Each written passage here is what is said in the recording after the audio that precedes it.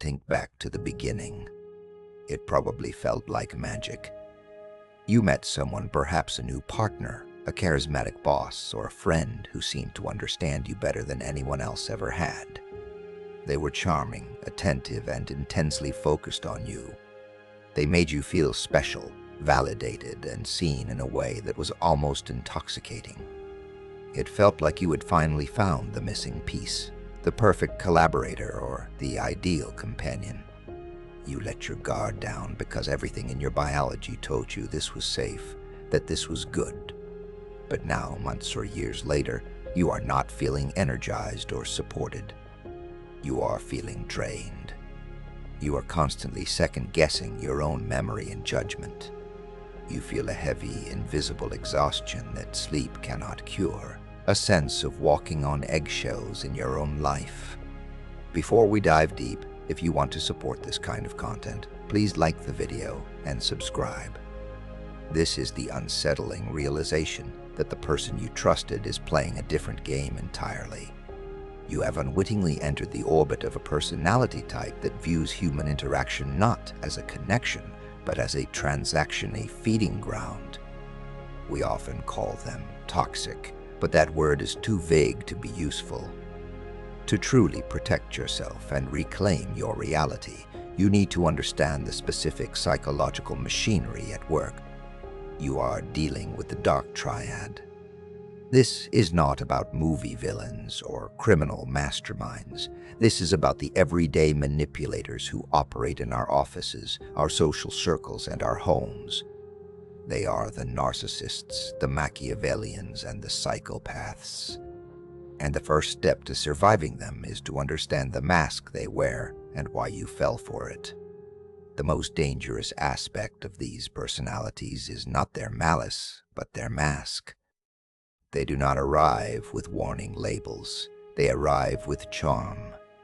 This charm is superficial, glib, and often rehearsed, but it is incredibly effective because it is designed to mirror your own deepest desires. They study you. They assess your strengths and your insecurities with the precision of a chess player studying their opponent. If you crave appreciation, they shower you with praise. If you crave power, they promise you influence. This phase is often called love bombing in relationships or grooming in professional settings. It is an overwhelming deluge of positive reinforcement designed to create a rapid, intense bond. They are manufacturing a persona of fiction that is custom-made to bypass your defenses. But eventually, the mask slips. It has to, because maintaining that level of performance is exhausting, and once they have secured your loyalty or your resources, they no longer need to impress you.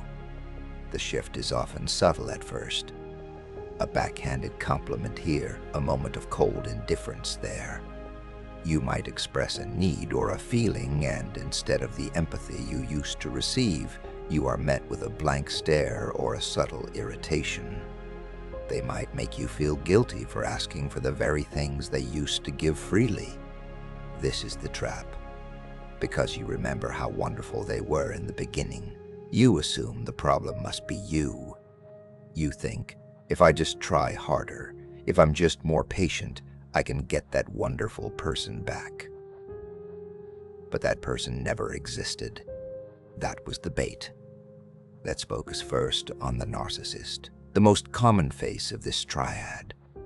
We tend to think of narcissism as simple vanity, someone who takes too many selfies or loves to hear themselves talk. But true pathological narcissism is far more destructive. It is a profound emptiness disguised as a fortress of superiority. The narcissist has an inflated sense of self-importance and a desperate, insatiable need for admiration. They believe they are special, unique, and entitled to special treatment that ordinary rules do not apply to. But beneath this grandiosity lies a fragile, fractured ego that cannot sustain itself. They need you to sustain it. You are not a person to them. You are a source of supply. You are a mirror whose only job is to reflect their greatness back to them. As long as you are praising them, agreeing with them, and serving their needs, you are good. The moment you assert your own needs, criticize them, or even just shine a little too brightly yourself, you become a threat. The narcissist lacks emotional empathy. They might understand intellectually what you are feeling. They can emulate emotions when it serves them, but they do not feel your pain. In fact, your pain is often an inconvenience to them. If you are sick, they are annoyed that you can't take care of them. If you are successful, they are envious that you are stealing their spotlight. This creates a dynamic where you are slowly hollowed out. You find yourself shrinking, making yourself smaller and quieter to avoid triggering their rage or their disdain. You stop trusting your own perception of reality because they are masters of rewriting history. If they hurt you, they will tell you that you are too sensitive, or that you misunderstood, or that it never happened at all. This constant invalidation is a form of psychological erosion. It keeps you off balance, constantly seeking their approval to feel stable again. You become addicted to the rare moments when the mask comes back on the breadcrumbs of affection or praise they toss you to keep you hooked. You stay because you are waiting for the return on your emotional investment, but the narcissist is a black hole. No amount of love, loyalty, or hard work will ever be enough to fill the void inside them. They will take everything you have: your time, your energy, your confidence, your financial resources, and when you are depleted, they will discard you without a backward glance and move on to the next source of supply. The tragedy is that victims often blame themselves. They wonder why they weren't smart enough to see it coming. But you must understand, human beings are wired for trust and cooperation. We project our own conscience and empathy onto others. When we see a tear, we assume sadness. When we hear a promise, we assume intent to keep it. The dark triad personality exploits this fundamental human decency. They view your empathy not as a virtue, but as a weakness to be leveraged. They view your trust not as a gift, but as an opportunity. Recognizing this is not cynical, it is necessary for survival. You are not dealing with a normal human dynamic where communication and compromise can solve problems. You are dealing with a person who views life as a zero-sum game where they must win and you must lose. Understanding the nature of the narcissist is the first step in building the psychological armor you need. But the narcissist is often loud and obvious in their demands. There are quieter, more calculating predators in the shadows who are even harder to spot. If the narcissist is the toddler of the dark triad, screaming for attention and throwing tantrums when denied, the Machiavellian is the grandmaster playing a quiet game of chess with your life. While the narcissist demands to be the center of the stage, the Machiavellian is often content to stand in the shadows, pulling the strings. You might not even notice them until the knife is already in your back, and even then you might be unsure who put it there. The Machiavellian personality is defined by a cynical, calculating detachment. They do not view you as a human being with hopes, fears, and rights. They view you as a piece on a board, a resource to be mined, or an obstacle to be removed. Their defining characteristic is the belief that the end justifies the means. If they need to lie to you to get a promotion, they will lie. If they need to befriend you to learn your secrets and then use them against you, they will do it without a second thought. They are masters of what psychologists call impression management. They carefully craft a public persona that appears competent, charming, and helpful, while their private actions are ruthless. Consider the wolf in sheep's clothing. This is the colleague who smiles to your face, agrees with your ideas in private, and promises to support you in the meeting.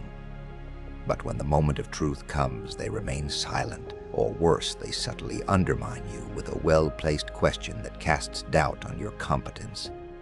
Later, they will offer a plausible excuse. I didn't want to cause a scene, Or I was just playing devil's advocate for your own good.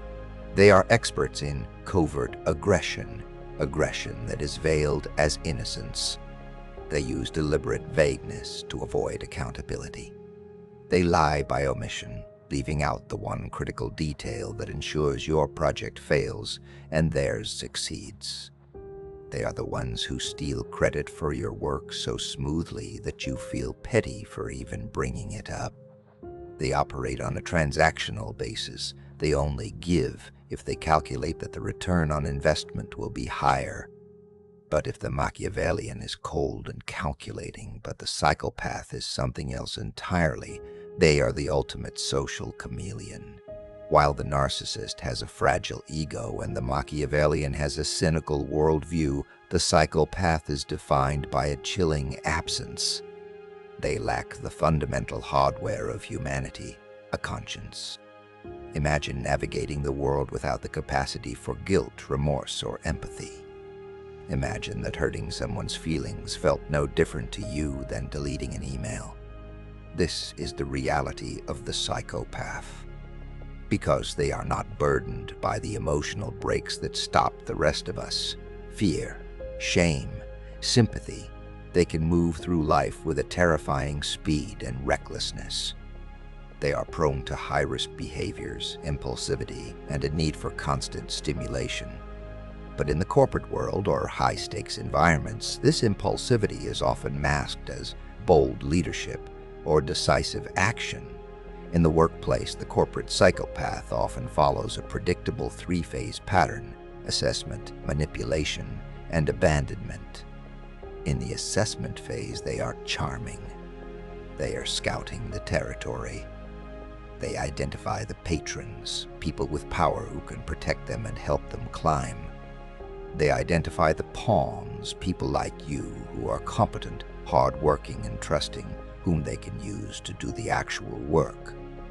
And they identify the organizational police, the skeptics who might see through them, whom they immediately begin to neutralize through rumor and character assassination.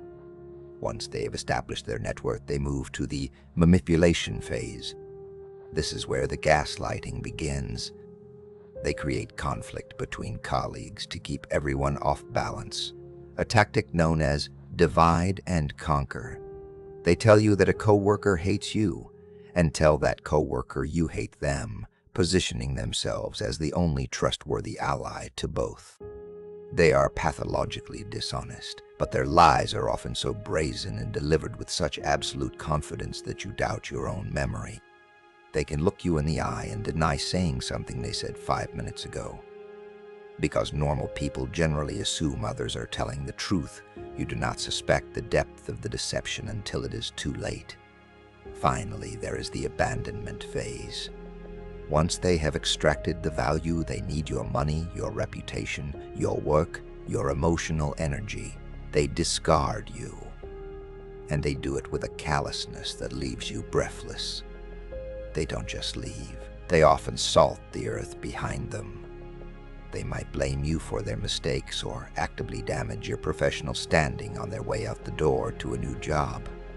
When you try to confront them, you are met with a blank stare or a mocking smile. They do not care. They literally cannot care. You are left trying to explain to others what happened, but the psychopath has often already poisoned the well, painting you as the unstable, incompetent, or vindictive one. The most terrifying aspect of the dark triad, whether narcissist, Machiavellian, or psychopath, is their ability to play the victim. When you finally catch them, when you finally set a boundary or call out their behavior, they immediately flip the script. They accuse you of the very things they are doing. If they are angry, they accuse you of being abusive. If they are lying, they accuse you of being untrustworthy. They feign hurt and indignation so convincingly that you often end up apologizing to them for the harm they caused you. This is the ultimate trap. They abuse you, and then they make you comfort them for the pain you caused by noticing the abuse. You might be asking, why do I keep attracting these people? Or, why didn't I see this sooner? The answer is uncomfortable but empowering. They target you because of your best qualities, not your worst. They look for high empathy, high conscientiousness, and a strong sense of fair play. They look for people who are willing to give second chances, people who believe that everyone has a good side. Your virtues are their entry points. They exploit your desire to be a good person, to keep you trapped in their web. But now that you see the machinery beneath the mask, you can stop playing their game. You can stop projecting your own conscience onto people who have none. The realization that there are people out there who simply do not think or feel like you is the most important step in protecting yourself. Now that you see the machinery beneath the mask, you can stop playing their game. You can stop projecting your own conscience onto people who have none. The realization that there are people out there who simply do not think or feel like you is the most important step in protecting yourself. But knowledge alone is not power. Applied knowledge is power. You must now move from understanding the dark triad to actively disarming them. This requires a fundamental shift in your behavior, one that will feel counterintuitive because it goes against your natural desire for connection and resolution. The first rule of engagement is simple but incredibly difficult to execute. Stop trying to explain yourself. When a manipulator challenges you, accuses you, or twists your reality, your instinct is to clarify. You want to say, "No, that's not what I meant," or "Here are the facts." You believe that if you can just find the right words, they will understand. But you are missing the point. They already understand. They aren't misinterpreting you. They are deliberately misrepresenting you. When you defend yourself, you are giving them exactly what they want: emotional data. You are showing them that their words have power over you. You are revealing your buttons so they can press them again later. Instead, you must adopt a strategy of radical non-engagement. In the face of their chaos, you must become boring. You must become, as some psychologists describe it, a gray rock, uninteresting, unresponsive, and impenetrable. When they try to provoke a reaction, you offer nothing but a neutral, factual acknowledgement.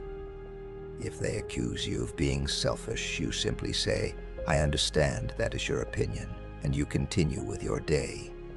You do not argue. You do not justify. You do not defend. This is where the technique of the broken record becomes your greatest weapon. If a manipulative boss or partner tries to pressure you into a decision you don't want to make, you don't offer a dozen excuses they can pick apart. You simply state your boundary. "I'm not able to do that." When they push, you repeat it. "I'm not able to do that." They will try guilt. They will try anger. They will try charm. You simply repeat the phrase again. By refusing to engage in the emotional dance, you starve them of the supply they crave. You become a device they cannot operate. This requires you to build what the Stoics called an inner citadel. You must realize that while you cannot control the actions of a psychopath or a narcissist, you have absolute control over your own ascent to their reality. When they insult you, it is just noise. It is just wind. It only becomes a wound if you agree with it. Marcus Aurelius reminded himself that the malice of others could not touch his soul unless he allowed it to. You must look at these personalities not as personal enemies, but as forces of nature. You don't get angry at a hurricane for the storm it brings. You don't try to reason with a brick wall. You simply recognize what they are and you take measures to stay out of their range. This detachment is not weakness, it is the ultimate strength.